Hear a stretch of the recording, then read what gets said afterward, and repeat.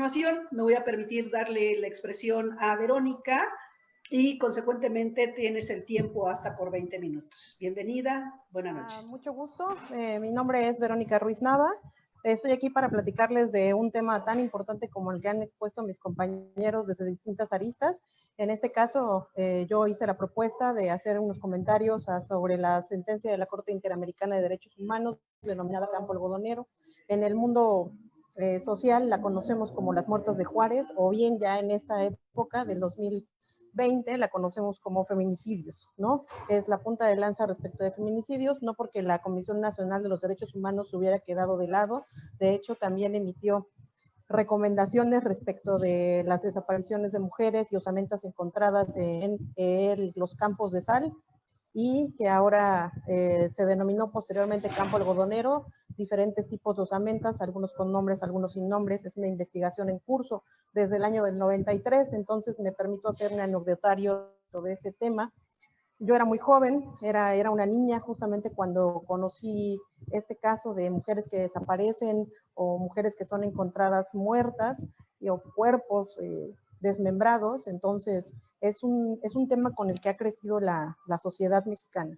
Lamentablemente se ha visto eclipsado con los números altísimos de homicidios, sobre todo homicidios relacionados al crimen organizado, que aqueja a nuestro país por lo menos desde antes del 2009. Nosotros, como lo han visto mis compañeros, abonamos por un discurso incluyente, un discurso que abone a la discusión y un discurso que sobre todo genere paz social.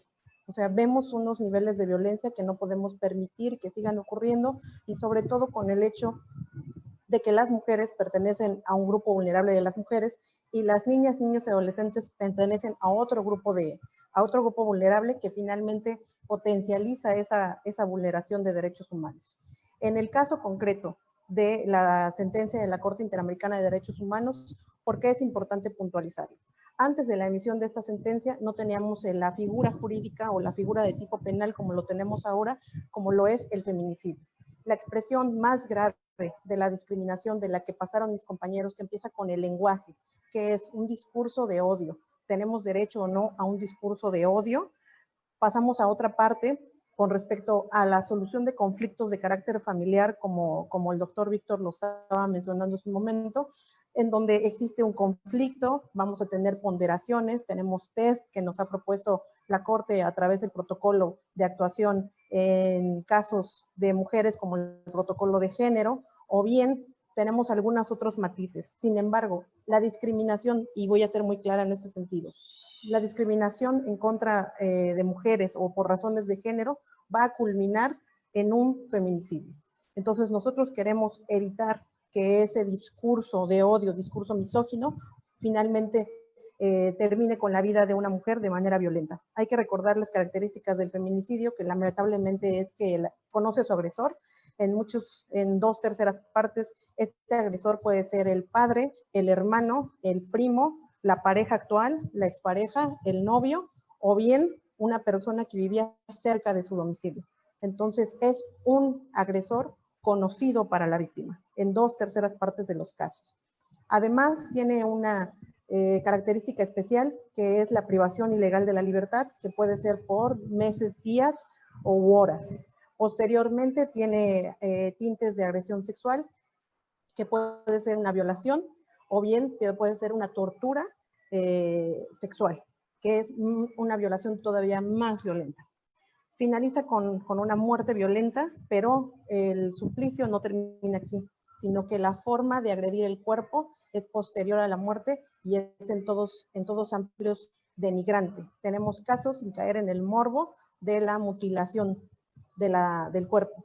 Y una vez que ha sido mutilado, ¿cuál va a ser el destino final? El destino final va a ser expuesto en lugares públicos, expuesto. Entonces, la familia, las víctimas indirectas, en este caso que son la familia, va a sufrir las fotografías publicadas diariamente, el resto de su vida, los videos en redes sociales, que la noticia explote y que se esté compartiendo día a día, segundo a segundo, la forma en que vivió, la forma violenta en que pereció y sobre todo la exposición del cuerpo. Entonces, tenemos un entramado, un discurso de violencia que genera no solamente una supeditación de lo femenino por debajo de lo masculino, sino que genera muertes.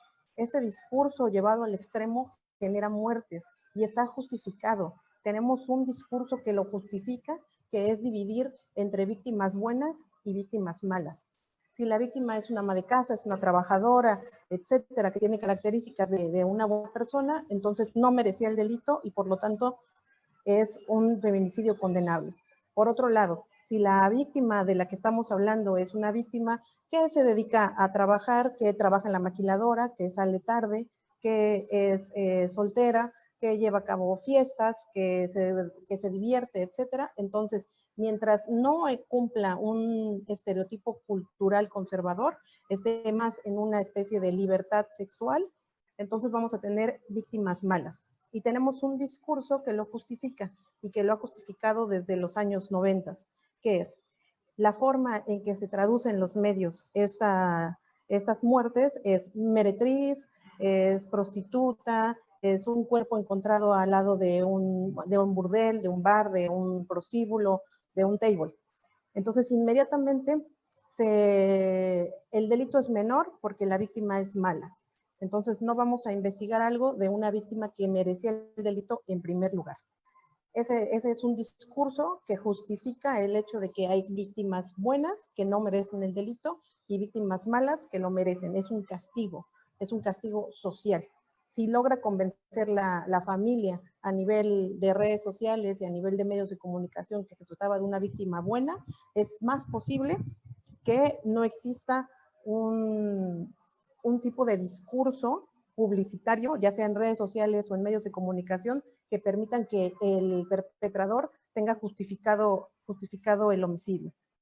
Asimismo, existen otro tipo de titulares con respecto específicamente a si se trata de la pareja o la expareja, ya sea por un vínculo matrimonial o por una unión libre, es le pidió que le hiciera el desayuno a la niña y por ello, o al niño, y por ello la mata, ¿no? Entonces, como exige algún otro tipo de actividades, es comprensible que la violencia explote a tal grado que pueda concluir en un feminicidio.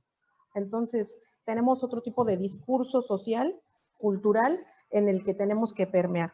Si bien la sentencia de la Corte Interamericana nos trajo el tipo penal y las fiscalías de los estados, la Fiscalía General de la República, los gobiernos municipales, los gobiernos estatales, a través de la alerta de género, han trabajado porque si existe una disminución, porque las víctimas puedan acceder a denunciar los delitos, del delito de violencia familiar, que bien algunos estados lo tengan más especificado o con detalles distintos que otros. Estamos en ese camino. La alerta de género ha permitido los municipios en específico con respecto a la seguridad municipal se pongan las pilas y existan una especie de patrullas especializadas, patrullas de género que las llamamos, para que puedan ir al auxilio de la víctima. El auxilio de la víctima, en primer lugar, ¿qué va a ser? El auxilio ya sea médico, psicológico de urgencia, apartarla del lugar agresor, es decir, establecer una red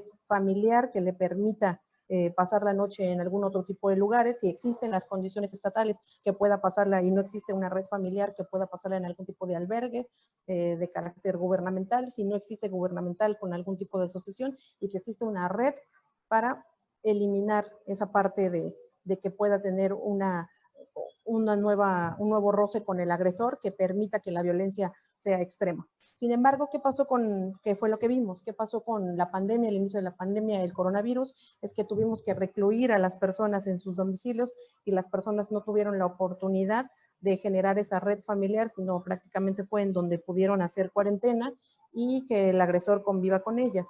Entonces, el lado donde yo veo hacia donde vamos es no solamente generar políticas públicas asistencialistas, sino en un empoderamiento de las víctimas que a través de las redes familiares, culturales, sociales, políticas públicas, genere que la víctima pueda salir de este medio ambiente agresor.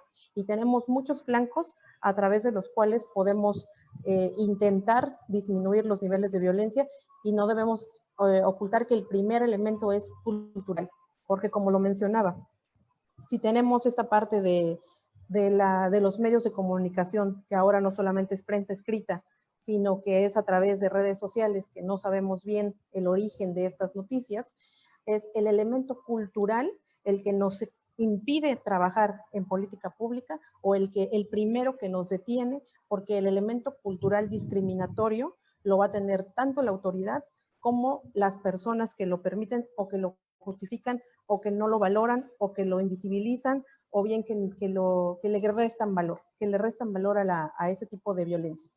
En ese sentido, me gustaría hacer una escala, mencionar la escala de discriminación a la que nos enfrentamos y tenemos el tipo que es sexismo, en donde lo femenino o la mujer o todo aquello que no sea hombre está jerarquizado, está debajo de lo masculino. Lo masculino es la aspiracional, es a lo que debemos atender y lo femenino está por debajo, ¿no? La mujer siempre en las estadísticas marca, usted le pide permiso a su pareja para salir a trabajar, ¿cuánto nos dice? 66, sí, pido permiso para salir a trabajar, pido permiso para salir de mi domicilio.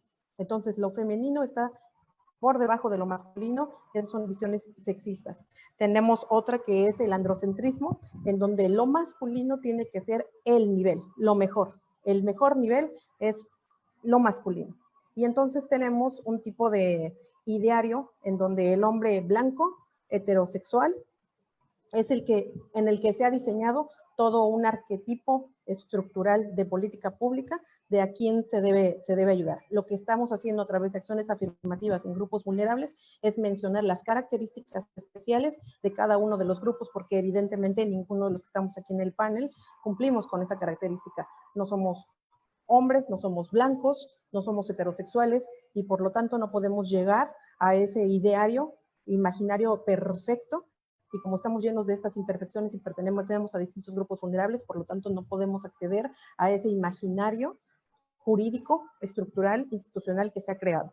Entonces, podemos ver que tenemos otro que se traduce mucho en los discursos que escuchamos, que es la misoginia, ya es el odio a lo femenino, así de hartan con su discurso de lo femenino, y tenemos otra que es la ginopia, que es la imposibilidad de ver a lo femenino en el puesto de lo masculino. Esto quiere decir, sí, son muy buenas para cuidar, son muy buenas para ser madres, son muy buenas para eso y son muy buenas administradoras, pero finalmente a la cabeza tenemos que tener a alguien que es objetivo, a alguien racional. Entonces, ustedes pueden acceder a toda esta gama de puestos, menos a la cabeza, porque en la cabeza no me lo imagino, no lo figuro, no lo puedo proyectar porque necesitamos algo más objetivo. Necesitamos a alguien que no sea tan sentimental, alguien que sea más racional, y como esas características no están especificadas hacia lo femenino, solamente a lo masculino, entonces ustedes pueden acceder a este tipo de tareas que son domésticas o de cuidado, ya sea de niños, niñas o de personas de la tercera edad, pero en la cabeza necesitamos un hombre objetivo. Entonces, esta idea está traducida dentro de la nación, recibe un nombre que es la ginopia. Y finalmente va a ser la función del Estado de allegarse de un discurso plural que incluya empresas, que incluya la academia, que incluya instituciones, los 3 órdenes de gobierno municipal, gubernamental, federal, a través de otro tipo de instituciones, las asociaciones civiles, que son las que nos van a permitir permear en el ámbito cultural. Hacia donde debemos atacar es, sí, tenemos proyectos, no decimos que todos los municipios lo tengan, pero van encaminados hacia eso, no decimos que todos los gobiernos estatales lo tengan, pero tienen oficinas encaminadas hacia el mensaje de evitar la discriminación hacia las mujeres o hacia los grupos vulnerables como son la comunidad LGBT. Pero ahora, ¿qué debemos hacer? Entonces, mi propuesta para esta plática es, ¿qué hacemos? Debemos poner el dedo en la llaga en decir que el discurso de odio, de género hacia las mujeres puede comenzar en la parte que hablábamos del discurso, del lenguaje, y va a culminar en algo muy peligroso que va a ser el feminicidio, por las características que les he comentado sobre el feminicidio, que es cuánto va a soportar de vulneración la víctima, ¿no? Cuánto más va a sufrir la víctima o cuánto más van a sufrir las personas que están alrededor como víctimas indirectas, ya sean sus familiares o amigos. Entonces, en el Inter tenemos políticas, en muchos casos asistencialistas, que nos puede brindar una red de apoyo, pero debemos encaminarnos hacia cómo empoderar a este grupo vulnerable, cómo empoderar a las mujeres, cómo empoderar a las niñas. En este sentido, quiero hacer especial mención de que la Corte Interamericana de Derechos Humanos, por lo menos en las sentencias en contrarios que tiene contra el gobierno mexicano, por lo menos la mitad de las sentencias son por vulneración a mujeres y a niñas. Son a estos dos grupos vulnerables. Entonces, la mayoría de las sentencias que en donde ha sido condenado el Estado mexicano, ¿a quién ha vulnerado? A mujeres y a niñas en específico. En el caso de las muertas de Juárez, que es el campo algodonero de lo que se trata esta sentencia, ¿hacia quiénes son? Adolescentes o niñas de entre 14 y hasta 18 o 21 años fueron las principales víctimas. Tuvimos una primera oleada de los 90 a los 2000. Del 2000 en adelante, ¿cuál es la segunda oleada de feminicidios? Pues son las madres de ellas, ¿no? Por lo menos en Ciudad Juárez en específico, son las madres, y entonces ahora tenemos una tercera generación que lucha por estos derechos, que ahora son los nietos o los hijos de las primeras víctimas, ¿no? De las primeras víctimas. Entonces hay que poner especial mención que no solamente se han emitido recomendaciones a través de la Comisión Nacional de los Derechos Humanos, que tiene dos quejas en seguimiento de dos quejas en específico sobre feminicidios nacional, una queja en específico sobre Ciudad Juárez, que está en seguimiento de recomendación, y que se emiten diagnósticos nacionales sobre cuál es el papel de las mujeres o cómo podemos empoderar a este grupo. Entonces, esto es lo que quisiera dejar como propuesta, que sí tenemos que hacer la parte estructural, el andamio de cómo hacer que las víctimas, cómo hacer que las personas se alleguen de las instituciones y puedan reclamar esos derechos, pero sobre todo, cómo empoderarlas de tal manera que una vez que les hemos brindado la ayuda estatal o les hemos brindado la ayuda dentro de la empresa, porque las empresas también han generado sus modelos, propuestas, protocolos o whistleblowing, que es lo que le llaman, de cómo evitar ese acoso sexual, hostigamiento sexual. Tenemos estos andamios, tenemos estas garantías que existen dentro de instituciones públicas y dentro de instituciones privadas, quizás las empresas más grandes, ¿no? Las micro y pequeñas empresas pues tendrán otra forma de solucionar sus conflictos, pero o bien en las instituciones académicas, que es en caso de acoso sexual, hostigamiento sexual, abuso sexual o violación o algún tipo de conflicto, ¿dónde pueden denunciar? Y la mayoría de las instituciones académicas, por lo menos universitarias, han estado generando protocolos de ayuda o pueden tomar casos de éxito de algunas otras universidades extranjeras, de cómo lo manejan, de si están en el campus, tienen alguna especie de lugar en especial o dónde pueden denunciar, o una especie de timbres, etcétera. Tienen diferentes formas de denunciar la violencia para ayudar a la víctima en el momento específico en que se le puede cometer el delito, para evitar el delito de feminicidio. Sin embargo, el aspecto que en donde yo creo que tenemos que trabajar es cómo empoderamos a las mujeres. Una vez que ha recibido la asistencia psicológica, que no tenemos, o sea, no vamos a permitir por ningún lado que pueda ser violentada el caso de que podamos llegar a un feminicidio, ¿cómo la empoderamos? ¿Cómo podemos construir una conciencia social de que vamos a tener la ayuda, vamos a ayudar a las personas, pero cómo la vamos a empoderar? Que una vez que el Estado no ha sido omiso, que sí ha generado una protección hacia estas víctimas, cómo las vamos a empoderar para que ellas mismas puedan ser autónomas, para que ellas mismas accedan a un trabajo, para que ellas mismas puedan ser cabeza de familia y puedan mantener a sus familias completas sin la necesidad de un esposo, que era lo que en primer lugar podría detenerlas a un grupo vulnerable. Entonces, el aspecto que yo creo que de cara al 2020, después de la sentencia de la Corte Interamericana de Derechos Humanos Campo Algodonero, es cómo vamos a empoderar a la víctima, ¿no? Cómo vamos a generar que tenga una autoestima suficiente para creer, uno, que puede acceder, que lo puede lograr, que el Estado va a estar con ella, que la empresa va a estar con ella, que su familia va a estar con ella, generar redes de apoyo y finalmente que pueda salir y que pueda ser un ser humano autónomo, que pueda ejercer en todo momento todas sus capacidades lo que sea para lo que se quiera dedicar, ya sea en el ámbito laboral o sea seguir en el ámbito familiar, en cualquier ámbito que se pueda o que se quiera desarrollar, pero que exista esa especie de empoderamiento en donde ya no sea solamente asistencialista, no sea solamente a través de a través del Estado, sino que a través de cada una de las mujeres pueda saber que está segura. Y yo creo que es de cara al 2020 lo que no solamente México va a solicitar, o no solamente México con todos los estudiosos que tiene va a diseñar, sino todos y cada uno de los países, porque no es un síntoma totalmente mexicano, es un síntoma de muchos países en cómo vamos a empoderar a estas víctimas para la no repetición. Y sé que es un trabajo en el que vamos a estar todos desde todos los ambientes, ¿no? El académico, el público, el empresarial, las organizaciones civiles y sobre todo dentro de las familias y dentro de cada uno de los mexicanos de la manera que quieran vivir. Muchas gracias. Aquí creo que estoy sobrepasando el tiempo. Muchas gracias a la doctora Verónica Ruiz. Desde